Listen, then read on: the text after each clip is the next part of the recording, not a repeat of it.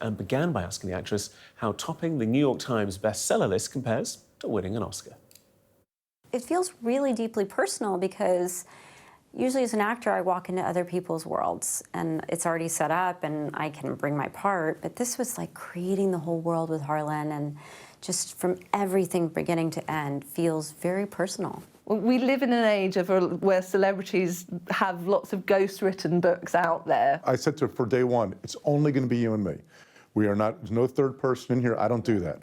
No note-taking, no third person. So it's just every word you see comes from Reese and me. He set the tone of all of it. He was like, if we're going to do this, it's going to be at a really high level because people are going to expect, they expect a lot from him, they expect a lot from me. So our bar was really high, but I think we were also excited by the challenge. I was a little wary. I don't co-write novels. I don't collaborate on novels.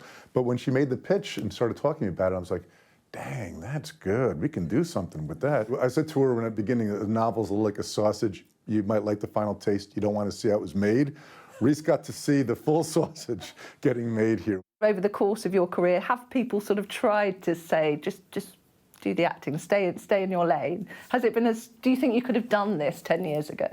No. First of all, I didn't have an idea at 10 years. This is the only idea I've ever had for a book ever, my whole life. Also, yeah, I mean, people want you to stay in your lane. People want you to pick a lane. But as a creative person, I think it's impossible to just choose one kind of life. And also, I'd like to say, like, creativity is infinite. Who I was as a creative person when I was 20 is very different from the person I am now at 49. AI is a character in this book as well, or features in this book. Can I ask, I mean, you've been so prolific in the amount of novels that you have put out there. Is that frightening for you at the moment, that the computers could be sort of coming up with how to write in a Harlan Coben style? I don't know if I don't like it, obviously. I don't think it's frightening.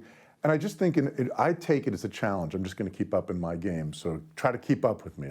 We live in a sort of age where we all can get hugely frustrated with social media, and it can seem like a sort of giant negative sometimes because it's infiltrating all parts of our lives.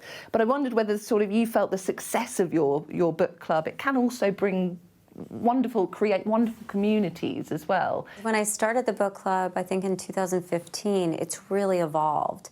Over the past 9-10 years. It used to be that, you know, social media was this sort of, you know, frivolous thing that people occasionally looked at. Now it's become quite an investment of people's time. And also maybe, you know, we're seeing so much about how it affects your psyche. And so I think we've been thinking about how do you have this great community meet in real life? That's the most important thing to me, I think, is community where you can find it. Because we're all hungry for it right now. We all know we should put our phone down more.